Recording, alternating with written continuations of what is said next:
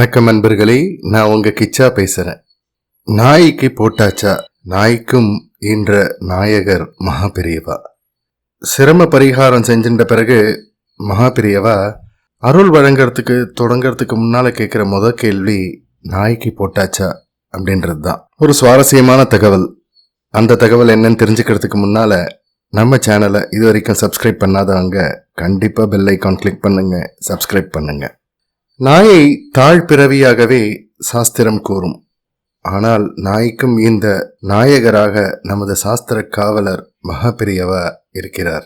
1927 வருடத்தில் ஒரு நாய் மடத்து முகாமுக்கு தானாகவே வந்து காவல் காக்க தொடங்கியது. தமது பிக்ஷை முடிந்தவுடன் அதற்கு ஆகாரம் போடுமாறு மகாபெரியவா யாக்ஞாபித்தார். விந்தையாக மடத்து பிக்ஷை சேஷத்தை உண்ண ஆரம்பித்த பின் அது வேறொருவர் எது கொடுத்தாலும் உண்ண மறுத்தது. மகாபெரியவா பல்லக்கில் ஊர் ஊராக சென்று கொண்டிருந்த காலத்தில் அந்த நாய் அந்த பல்லக்கின் கீழே போகும் அல்லது யானையின் தூண் போன்ற 4 கால்களுக்கு உள்ளாகவே போகும். பல்லக்கு நிறுத்தப்பட்டவுடன் எட்டத்திற்கு ஓடி சென்று மகாபெரியவா இறங்கி செல்வதை அங்கிருந்தே கண்குளிர கண்டு வாலை ஆட்டும். ஒருமுறை அதற்கு வெறி பிடித்து விட்டதாக சிப்பந்திகள் எண்ணினர்.